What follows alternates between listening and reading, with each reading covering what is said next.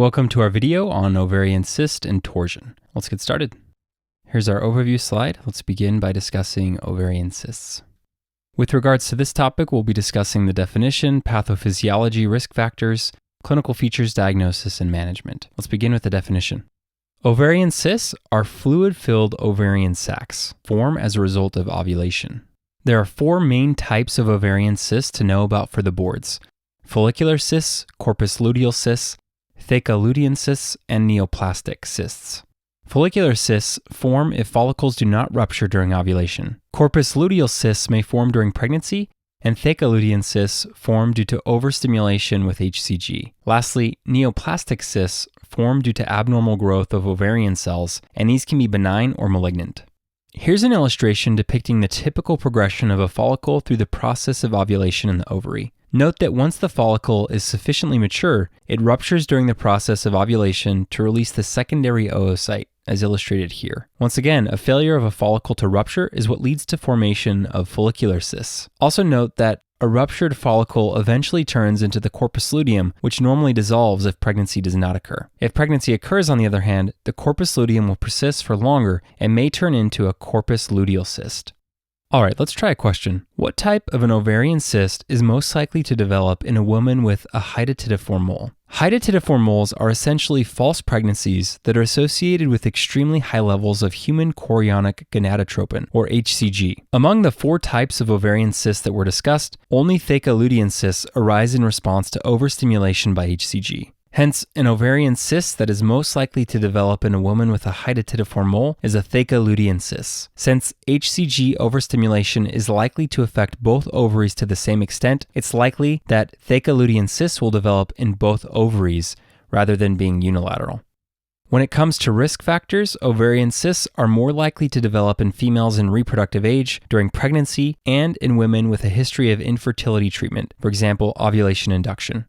The clinical features vary from woman to woman. Some women are completely asymptomatic. Other women may present with unilateral pelvic pain or pressure that can be intermittent or constant, and the physical examination may or may not reveal an adnexal mass. Examiners are particularly fond of testing complications that may occur as a result of ovarian cysts, which are cyst rupture and ovarian torsion. Ovarian cyst rupture tends to occur following strenuous activity or intercourse. It presents as sudden, severe unilateral pelvic pain, often accompanied by peritoneal signs such as guarding or rebound tenderness, and hemodynamic instability, such as hypotension or tachycardia. Peritonitis occurs due to leakage of ovarian contents into the peritoneum, which causes significant irritation of the peritoneal lining. Hemodynamic instability occurs due to significant blood loss that may occur as a result of a ruptured ovarian cyst.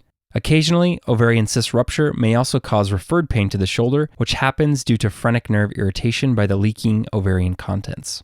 Ovarian cysts and ovarian cyst rupture are largely a clinical diagnosis. That being said, astute clinicians should always rule out an ectopic pregnancy using a pregnancy test because the two conditions can present very similarly. The imaging of choice in this workup is a pelvic or transvaginal ultrasound. Ultrasound of an ovarian cyst will reveal a homogeneous mass with a thin wall. Ultrasound of a ruptured ovarian cyst, on the other hand, will reveal free fluid in the pelvis, plus or minus an associated ovarian cyst.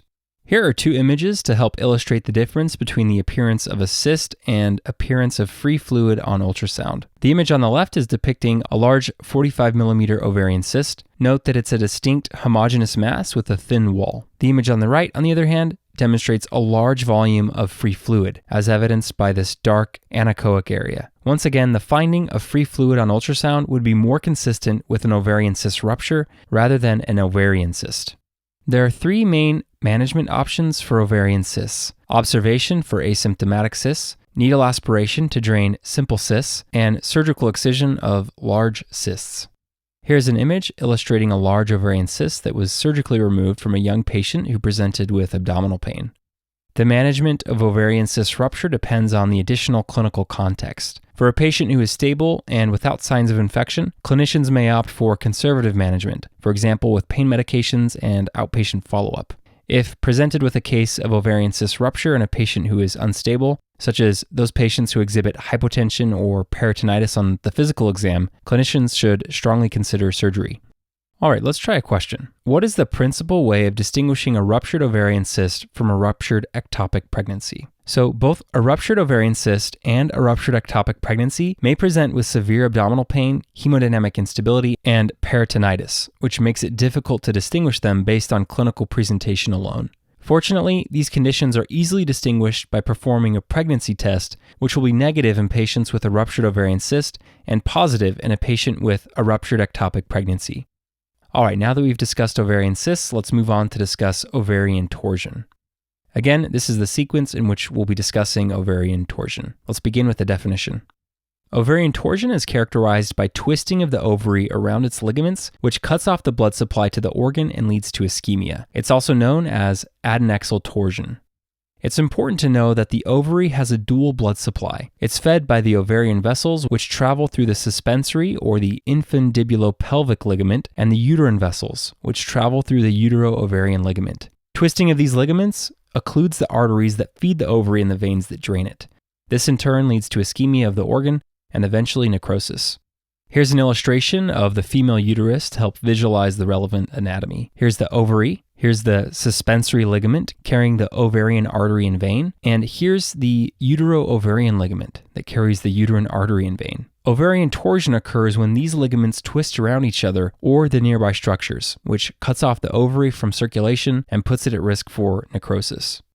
Ovarian torsion occurs most commonly in females of reproductive age. Other notable risk factors include a history of an ovarian mass, such as an ovarian cyst or tumor, recent strenuous exercise, pregnancy, and a history of infertility treatment, for example, ovulation induction. Ovarian masses increase the risk for ovarian torsion because they make the ovary more dense, making it more prone to rotation and torsion. Similarly, patients who are pregnant or who undergo infertility treatments tend to have large ovarian follicles, which also predisposes their ovaries to rotation and torsion. The clinical features of ovarian torsion depend on whether it's a partial ovarian torsion or a complete ovarian torsion. Partial ovarian torsion presents as intermittent abdominal pain, which tends to occur with activity. The intermittent pain is thought to be caused by intermittent torsion and detorsion of the ovary as it bounces around in the uterus. Complete ovarian torsion, on the other hand, presents as sudden onset of severe unilateral pelvic pain with accompanying nausea and vomiting. This pain typically does not subside on its own. Physical examination may reveal a painful unilateral adnexal mass, and women with a complete ovarian torsion may also develop fever if the ovary becomes necrotic. Ovarian torsion is largely a clinical diagnosis. Astute clinicians should always rule out pregnancy with a pregnancy test, and most will order an ultrasound of the pelvis with Doppler velocimetry to further support the diagnosis. On ultrasound, ovarian torsion will appear as a large edematous ovary with diminished or absent blood flow to the ovary on Doppler. It's critical to note that a negative ultrasound does not necessarily rule out ovarian torsion because the ovary may be only partially or temporarily twisted at first. Since the morbidity associated with a dead ovary is so high, clinicians should strongly consider diagnostic laparoscopy in the workup of ovarian torsion if the clinical suspicion remains high even after a negative pelvic ultrasound. As far as management goes, a complete ovarian torsion is considered a surgical emergency that warrants immediate laparoscopic detorsion and potentially removal of any associated ovarian mass or cyst in a procedure known as a cystectomy. Importantly, clinicians should strongly consider oophorectomy if there's intraoperative evidence of malignancy or necrosis. This is because excising a malignant appearing lesion may aid in treatment and diagnosis of the presumed cancer. Excising a necrotic ovary, on the other hand, is considered standard of care because once the ovary becomes necrotic, it is, for all intents and purposes, considered dead and can no longer be preserved. All right, let's wrap up with a final question. What are the similarities and differences in the presentation of ovarian torsion and ovarian cyst rupture? All right, since examiners often list both of these pathologies as potential answer choices, it's important to take a moment to compare and contrast them.